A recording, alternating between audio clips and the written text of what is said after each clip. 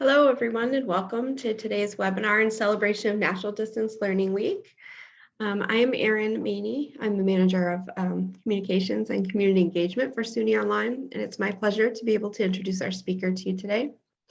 Our presentation will be given by Andrea Nikischer from Buffalo State College. Andrea is an associate professor in the School of Education, Social and Psychological Foundations of Education, and Adult Education program. And I'm really excited about this particular session today. I think this is a really important topic that we can learn a lot about. So welcome to all, and I'll turn it over to Andrea. Hi, everyone. Thank you so much. Can you all hear me okay? Okay, excellent. I'm really thrilled to be here. It is always such an honor to present for SUNY and to meet other colleagues across the SUNY system. So it's wonderful to meet you all, and thank you for coming today. I just want to take a minute to tell you a little bit about myself and how I got to really thinking about trauma and really designing every course for a trauma history. I am an adult educator by trade, and I worked in violence prevention.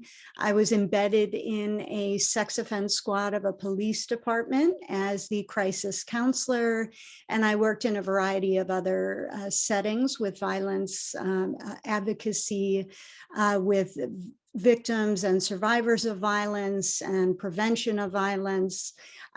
So when I began my doctoral study in education, I really wanted to focus on the long-term impact of violence during childhood and adolescence on education and career outcomes. And so trauma and education has been my focus all along. And when I began teaching at Buffalo State, when I got my job in the adult education department, the first thing I had to do was take a diversity course and a family violence course and transition them to 100% online asynchronous. And this to me was such a overwhelming and scary prospect to teach these very sensitive and difficult topics online. So I began thinking about teaching sensitive topics online. I've presented on that topic before. I do a lot of training on that. But what I learned over the 10 years I've been teaching 100% online asynchronous, I was the first and only faculty member at Buffalo State to receive tenure 100% online from start to tenure. But what I've learned is that trauma is not just an issue in courses where the topic is sensitive, such as a course on family violence, but it's really important to consider trauma in all of our courses and to think about it in very specific ways when we are teaching remote, synchronous or asynchronous online. So thank you all for coming. I love the introductions in the chat. It's really great to meet you all, and I'm excited to have this discussion today. I want to encourage you to ask questions throughout. We have the Q&A at the end, but if anything isn't clear or you have a really important question, feel free to jump in. We have a small enough group where we can answer any questions as we go along. So let's jump right in and let me explain what we're going to talk about today and then get right into the content. Essentially today, I want to talk about trauma and our students, the impact of trauma on education, and then really get into my vision of a universal design for trauma.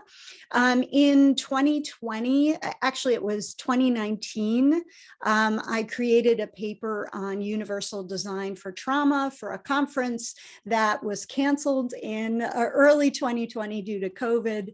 Finally, we held that conference last year. That paper is available online. All of the conference proceedings from the Adult Education Research Conference, and last year it was an international collaboration, EAGT 2021. All of those papers are always free and online for anyone. So if you're ever interested in learning more about what's breaking in adult education, and specifically adult education and online education, these conferences have great published free papers for everyone online. So you can see my paper there, but that's what we're really going to talk about today. So let's get into it. Trauma. I'm guessing most of you have heard in the last few years about the interest in trauma and education. This is a breaking field. We're sort of at the moment where having an interest in trauma is really becoming mainstream. And there's a good reason for that. Over 60% of men and 50% of women in the US will have a trauma experience or trauma exposure in their lifetime. Certainly with COVID, that number has probably risen because COVID is really an international experience of trauma in so many ways. But in general, we are talking about the majority of Americans having an experience with trauma in their lifetime. And of course, that means that many of our students will be coming to our learning spaces, bringing with them a history of trauma. What is trauma? It's really an emotional response to an event that threatens or causes harm in some way. It can be a single event, such as sexual assault, or it can be multiple events over a lifetime or over a set number of years, such as child abuse, maltreatment, neglect. But it can be many different things, and sometimes it can depend on the person. So whether something is traumatic is in many ways very individual.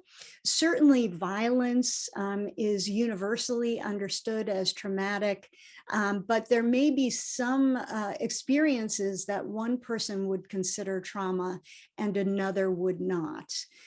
So there is that individual nature of trauma. Just some examples: domestic violence, sexual violence, school and mass shootings. Some students feel trauma from the lockdown drills or from when their school is put on lockdown, but it turns out to be a false alarm. So it doesn't actually have to be a school or mass shooting, but sort of the preparation around it and the response to those drills. War and refugee experiences, accidents, natural disasters, and of course, COVID is and has been very traumatic for many people around the globe. Ultimately, exposure to trauma can lead to both short and long-term consequences, both physical and emotional.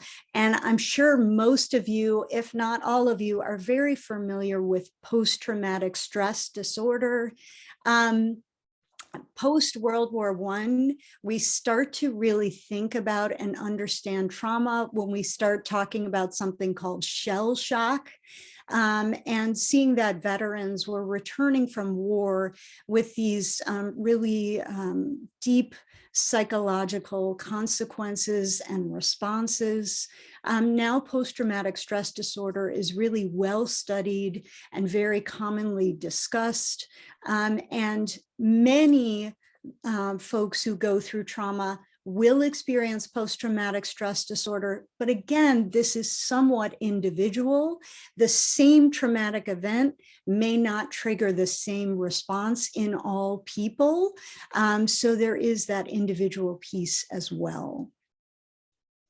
This, I think, is what's really important for us to know and understand. Trauma impacts education. Obviously, I think it's pretty much common sense that we could imagine that having a traumatic event during education would impact your ability to be successful in your educational program, in your courses, in your trajectory for education and career. But it's also true that a history of trauma before you enter the educational space can impact your ability to do well in your courses and programs.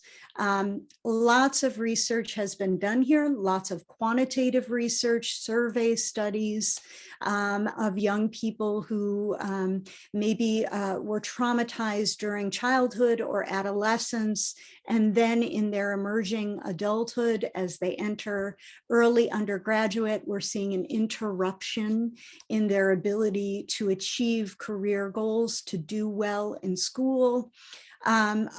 Jenny Horsman certainly is one of the groundbreaking scholars to do qualitative research on education and trauma, and her work, Too Scared to Learn, is really, for me, was very foundational in being able to build my own research.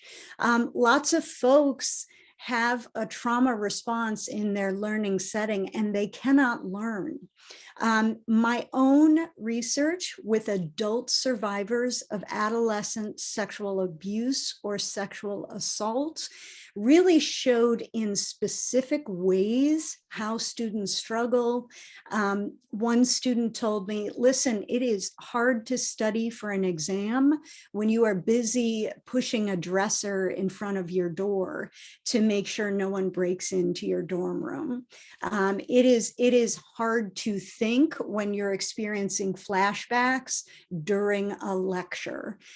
These really specific things are happening with students that make it difficult for them to be successful in their learning space. We will talk about trigger warnings. That's a huge piece of this, probably the only piece that's controversial as well. I don't think it's controversial, but some people do. But the reality is students with a trauma history can experience distress or actually be triggered back to some symptoms of PTSD during courses and related to course content. So what do we do? How do we prepare to teach students? We know there's a huge problem with trauma in the United States and around the world. We know our students may be coming into our learning spaces, whether they are face-to-face or online, synchronous or asynchronous. And again, I teach in that asynchronous space, which in many ways is the most challenging for managing trauma. What do we do? Well, we look to begin to universal design. And so this is such a great starting place. And of course, we are all very familiar, I think, with universal design for learning. But just a quick catch up, the idea of universal design is creating spaces which anyone can use, creating those barrier-free spaces. Universal design, when it's done well, is invisible. We don't even know that these accommodations have been built into housing as it originally began, or into learning as universal design for learning has embraced. And this is really where my thinking is now when it comes to trauma. So I started in this space where I was really talking about teaching sensitive topics online, and now I'm really applying it to all of my courses. The reason I'm doing this in part is because I had built my sensitive topics courses so well that they were really pretty much running problem-free. And then in my ADE 500 Introduction to Adult Education course, I had a journaling assignment throughout the semester where students reflect back on their K-12 learning experiences. And what was happening is that students were becoming triggered by reflecting back on their K-12 education.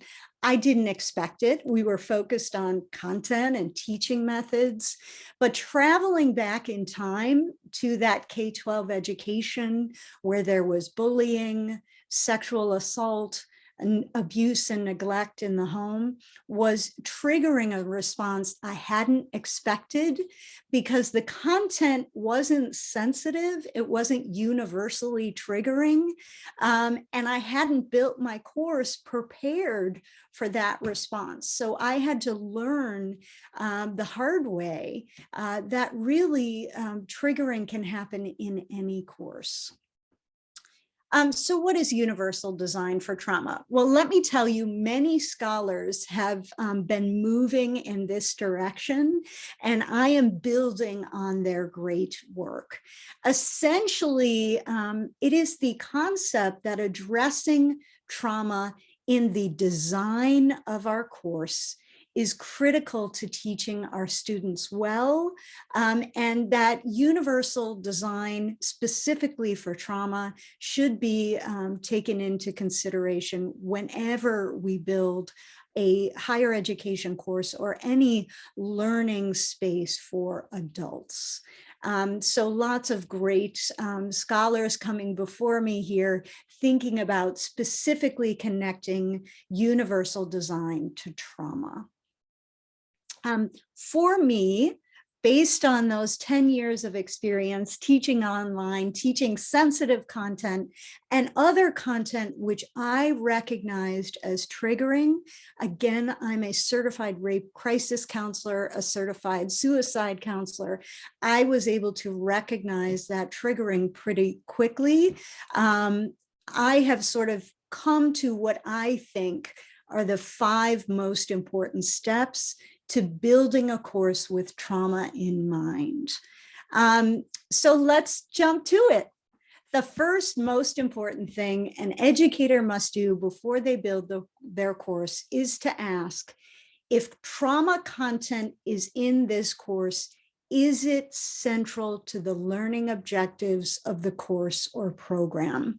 So the first thing I do when I'm teaching a course, especially if it's a new course, but every time we teach a course, there's new content if we're doing it well, right? If we're doing it well, we are always updating course content.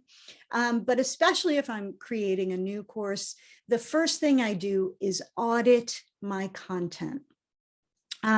Lots of students come to see me or talk to me because they see a presentation I've given on sexual violence, or they've read one of my articles, or they just recognize that I teach a course on family violence.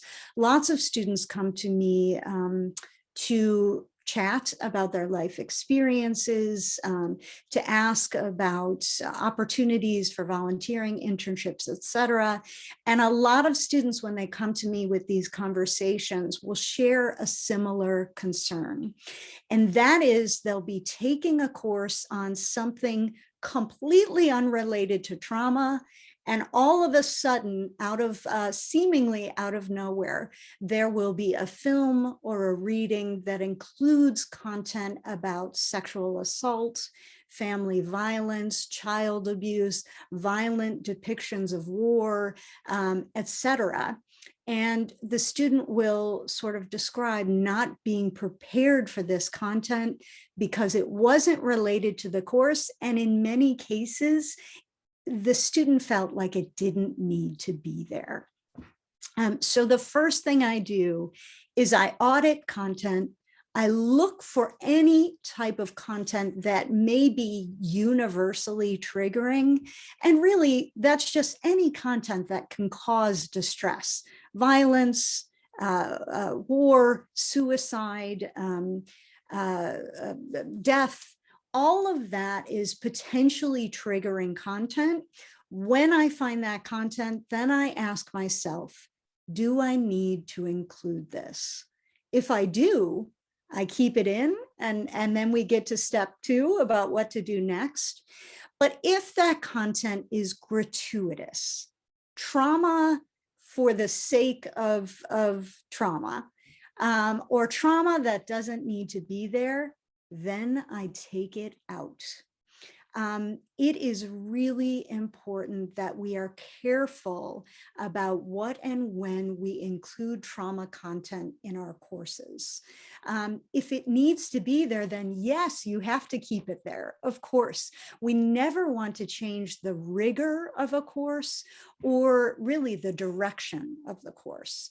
But if you are including trauma content, a film that just happens to have a rape scene, I'm going to encourage you to remove that content and find a different resource. So step one is that auditing of content and asking the very important question: if trauma content is here, does it specifically add value to the course? And is it directly connected to course outcomes and objectives? Step two then is trigger and content warnings. So I teach entire courses which are trauma content. All the content needs to be in there, right? I'm not going to remove that content. And I have other courses where I may include one reading or one activity that includes trauma content. And I'm going to keep it in there because it's valuable to the course. In those cases, I am going to include trigger and content warnings. So let's talk about a trigger warning. A trauma trigger is a sight, sound, smell, something that can trigger a reaction to a past traumatic event. And really triggering is complex. What triggers one person may not trigger another person. Interestingly, smell is one of the most common triggers. Perhaps it was the cologne a perpetrator was wearing, or the smell in the car before a car accident, or the smell of a room when we stumbled upon violence. Whatever it may be, triggering is often individual, but many content areas are considered universal triggers. A rape scene in a film is considered a universal trigger. Discussion and content related to violence, suicide, war, those are considered sort of widespread or universally triggering content areas. We cannot prepare for every trigger a student may have. It's just not possible because so many of those triggers are individual. But what we can do as instructors is prepare for those universal triggers. So how do we do that? We prepare content warnings. That is a spoken warning, but also it must be a written warning. In my online courses, I build those warnings directly into the syllabus, as well as into my course in Blackboard, soon to be D2L, but they're going to be built right in. And then I'm also going to discuss that warning in my weekly video message. So the student is seeing it in multiple places and I'm describing it. A written warning isn't good enough, in my opinion. We want to also, a verbal oral warning isn't good enough, a spoken warning. We're also going to want it written in multiple places in that course. Really, the purpose of a trigger warning is to prepare your student to fully engage with the content. Listen, there was a huge debate, 2016, 17, about trigger warnings dumbing down the content of a course or somehow harming academic freedom or rigor. I am a huge proponent of academic freedom. Nothing about preparing your student in advance for content that's coming up hurts academic freedom. Nothing about preparing your students for difficult content hurts rigor. It is really about letting your student ready themselves to fully participate in course activities. I have, and I write about my own experience with vicarious trauma and secondary traumatic stress. I find that I am most often triggered when something comes out of the blue. If I don't expect it, then I might be traveling back in time to my work in the sex offense squad, right? I might be back on a case that's particularly gruesome because I wasn't prepared in advance to deal with that content.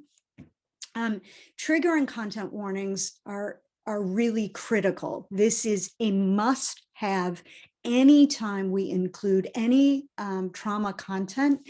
And if you are teaching asynchronous, this is even more important because you're not going to be there live with your student when that content is being presented. You must include these warnings. It doesn't mean you have to change the rigor of a course. It just means you actually care enough to allow your students to prepare themselves in advance. So step 3, we've done the course audit. We have added trigger and content warnings. Now we have to really dig into our readings and assignments. So in my courses where the content is about distressing and difficult topics, such as family violence, child sexual abuse, even some diversity content. I show films on Native American boarding schools where really there's a lot of discussion of traumatic incidents and experiences. In these cases, I give students as much choice as possible. And let's be honest, choice, self-direction in learning is a best practice in adult education and a best practice of universal design for learning. So in the family violence course, for example, the major cumulative assignment is a choice for students. They can do a book review. They can write a research paper. They can do a service learning activity. There are several different options for them to choose what area of family violence they want to research or be involved in. And also how hands-on they want to be with that trauma content. Anytime you can give a variety of assignments, that's great for students. But when it comes to trauma, it is critically important, right? We don't want to force someone who has really worked hard in their recovery from a traumatic event to then have to dive headfirst into that same specific event. That might not be a good use of their time. That might not be the healthiest way for them to engage in the material. Maybe child sexual abuse is not the right topic for them, but they can do a paper on elder abuse, right? They're still in the world of family violence. They're still doing important work. The rigor is the same, but we are letting them choose which part of the content is most comfortable for them.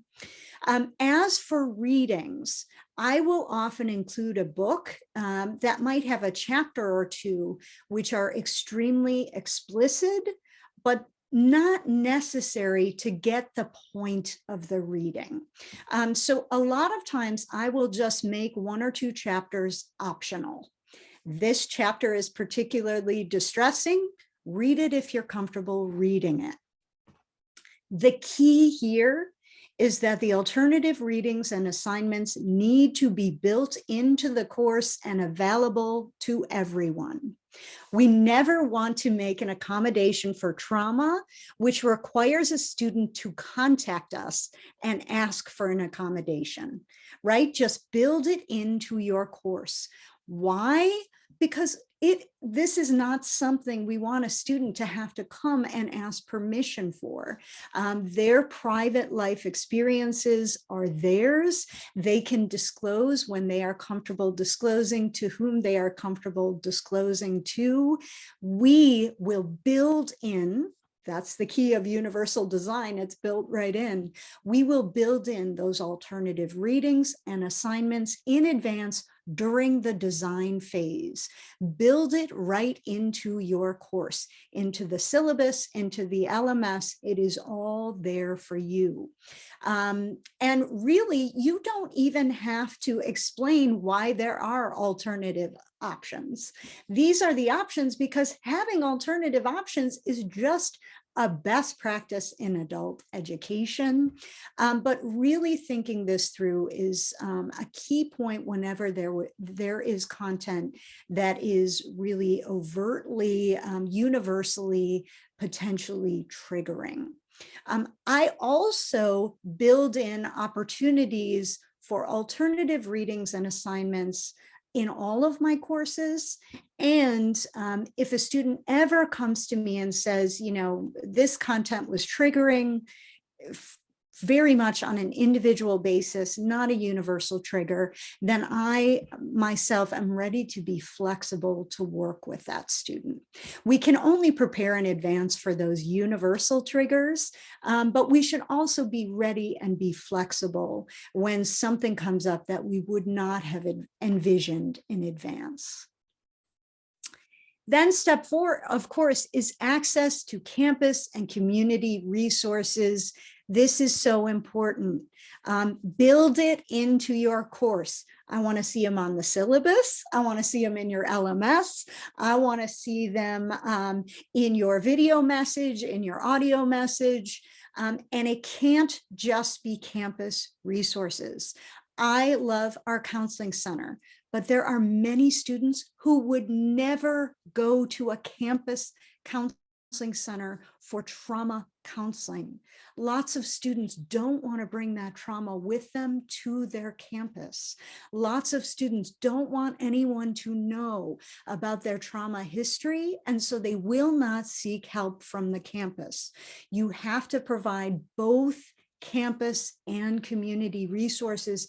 This is just so important because students need to have choice and be able to do what is best for them.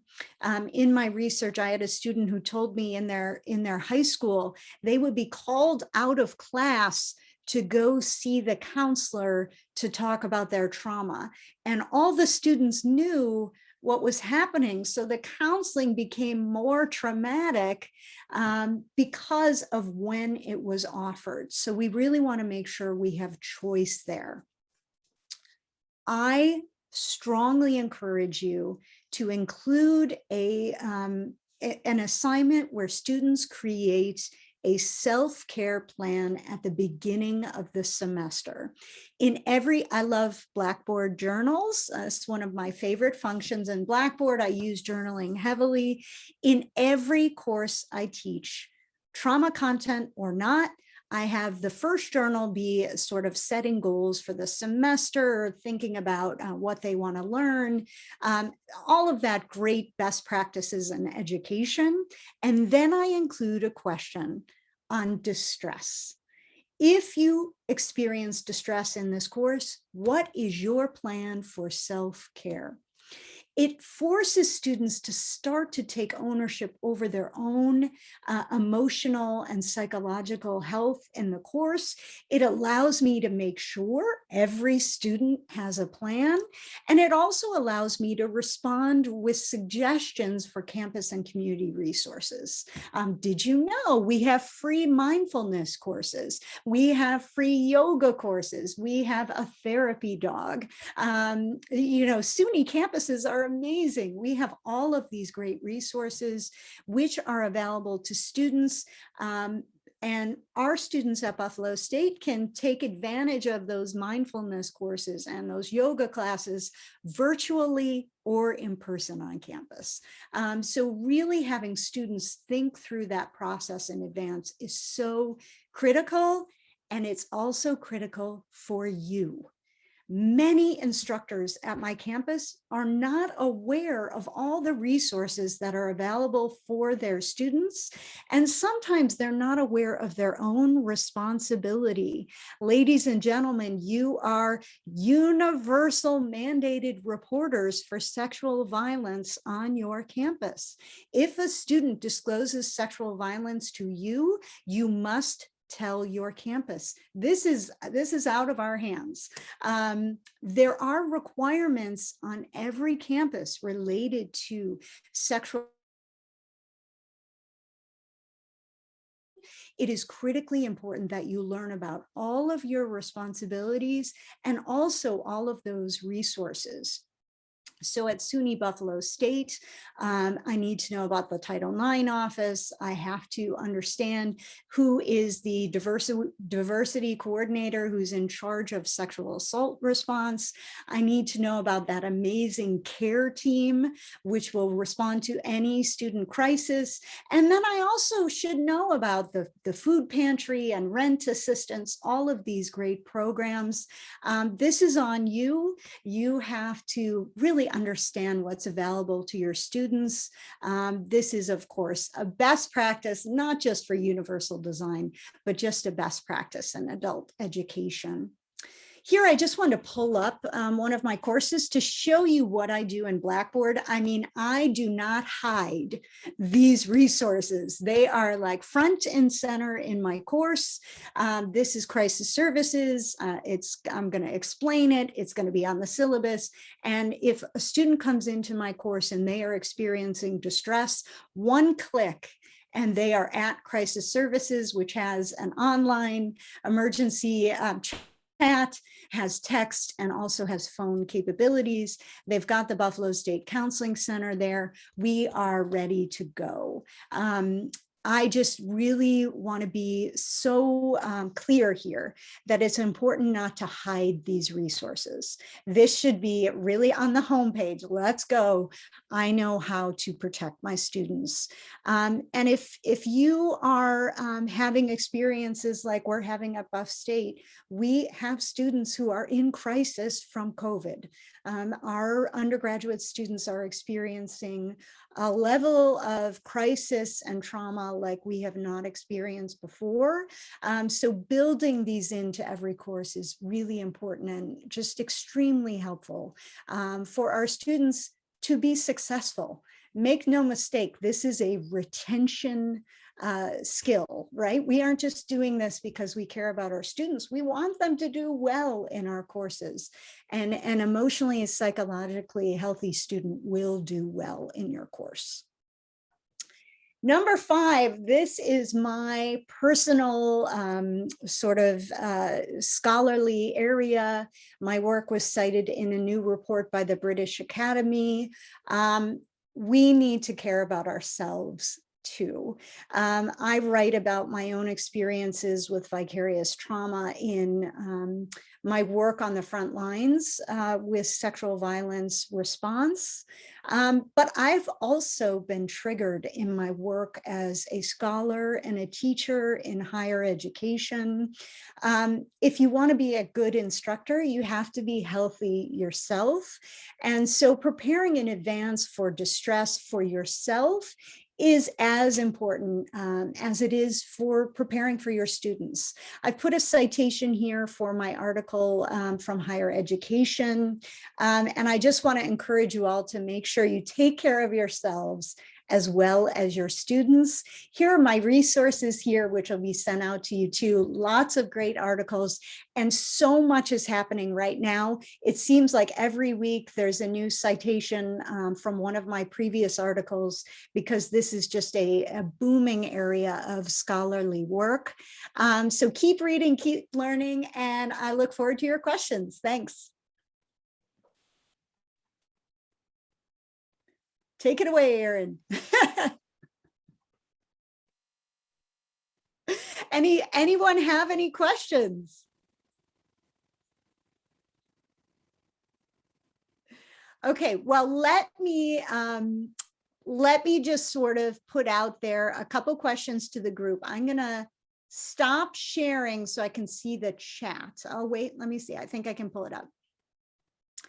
Is there a way to push this out to all classes? What did you mean? Sherry.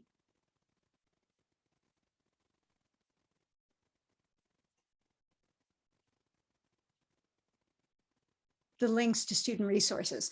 Well, let me say what happens at Buff State when our Blackboard course sort of populates for the semester. There is a link that's automatically built in called Resources for Students. Unfortunately, the link is primarily academic resources. I am working with the campus to try to put more of those emotional health resources in there too. But Erin, I would think, and you might be better able to answer this question, I would think that there could be a link that would auto-populate into our courses that would sort of address a lot of this. Thoughts? Yeah. Oh, okay. Yeah. Yeah, I think that for me, what comes up from the campus has not been overt enough in its sort of addressing of trauma, but it is getting better. And I think campus by campus, for those of you who are at individual SUNY campuses, you can work with your instructional design and training or your online oversight office, whatever the office is at your campus, to have those links pre-built in. Again, we do have one that is student resources. It's primarily academic, but I find that my campus is extremely responsive to these kinds of requests, especially now that trauma is sort of becoming more a more mainstream topic of concern. I would think you could take that request either to SUNY Online, specifically whoever's building the templates there, or to your individual campus. I hope that was helpful. I'm just looking through the chat right now. Do you provide psych service for those who are triggered? This is really important point, I think, for the work that we're doing. I am a certified rape crisis counselor, certified crisis counselor. I do not ever counsel students, right? Because I'm not covered by a mental health organization. I don't do any of that. My role as an instructor is to listen to students and to help get them connected with campus resources. On our campus, we have an amazing care team, and that care team is going to be where we are going to see links to counseling and crisis intervention as well. I think we are out of time, or just about out of time. So I want to ask for any final questions from the group.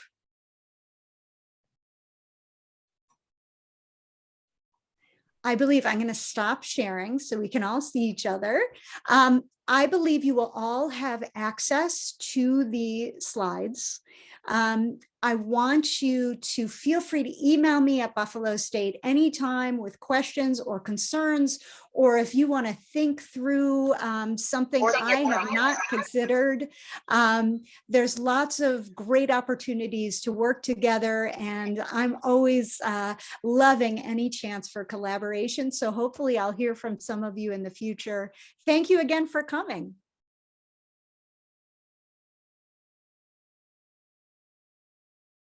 Bye, everyone. Thank you, Erin. Enjoy National Distance Learning Week. Bye. Thank you, everyone. I'm going to throw my email in the chat.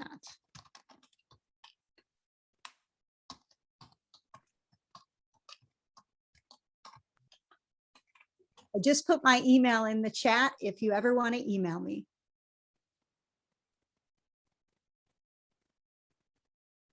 Okay, bye everyone. Great seeing you all. Thank you.